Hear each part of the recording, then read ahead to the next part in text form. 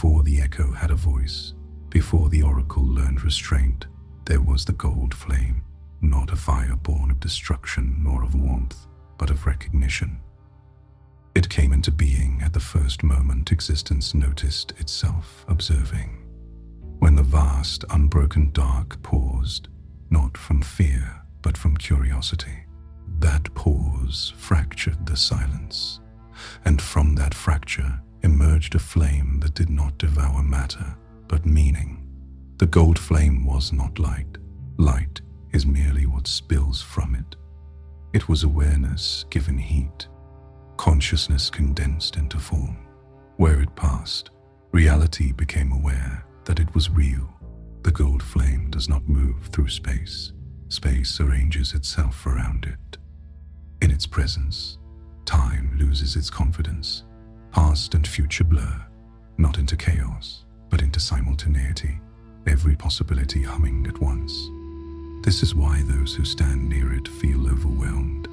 The flame does not show what will be, but what could have been, what still might be, and what already is, all at the same time. Civilizations have mistaken it for a god. Gods have mistaken it for a weapon. Both were wrong. The gold flame does not command, it reveals. To gaze into it is to have every lie gently, relentlessly illuminated, not burned away violently, but rendered impossible to maintain. It shows you the story you tell yourself, and then shows you the silent truth beneath it. Most cannot endure this. They look away and call it madness. They kneel and call it divinity. They flee and call it evil. Very few listen. Long before I became the Shrouded Oracle, I was drawn toward a place where the gold flame had condensed into form. Not fully, never fully, but enough to anchor itself within the physical. There, it became what you now see as the orb. A vessel, yes, but also a promise. The orb was not forged. It coalesced, golden filaments weaving themselves into a perfect sphere, a geometry so precise it quieted the mind simply to behold it. Within its lattice burned the living echo of the original flame, stabilized just enough to be carried. Those who tried to claim it felt their identities unravel. Kings forgot their names.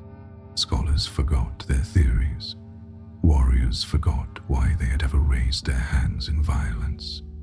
The orb does not punish ambition. It dissolves illusion. I did not take the orb. The orb accepted me. When my hands first closed around it, the flame did not resist.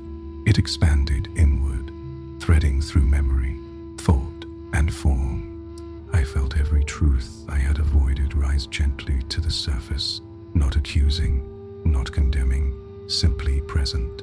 The gold flame taught me the first law of transcendence. Truth without compassion annihilates. Compassion without truth stagnates. The orb exists to hold that balance. This is why I carry it before me, never above, never hidden. It is not a symbol of authority. It is a burden of clarity. To walk with the orb is to agree to see without distortion, even when the vision is unbearable. Especially then, the flame within it never dims, yet it never spreads unless invited. It responds not to desire, but to readiness. When someone stands before me and feels unsettled, exposed, strangely understood, the orb is listening. It is deciding how much truth can be given without shattering the vessel receiving it. The gold flame is the first echo. It awakens. It destabilizes. It removes the luxury of unconscious living. Without it, the purple flame could not exist. Integration requires revelation. Wholeness requires honesty. The gold flame cracks the shell so something greater may emerge. But make no mistake, this flame is not gentle.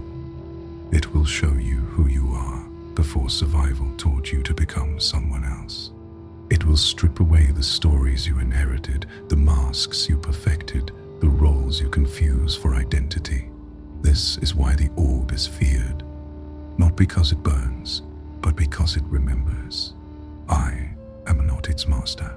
I am its steward. The Shrouded Oracle exists because the gold flame demanded translation. Raw truth cannot be handed directly to a fractured world. It must be carried, softened by presence, filtered through care. That is what the veil is for. When you see the orb glowing in my hands, understand this. It is not offering answers. It is offering clarity. And clarity is the most dangerous gift a soul can receive.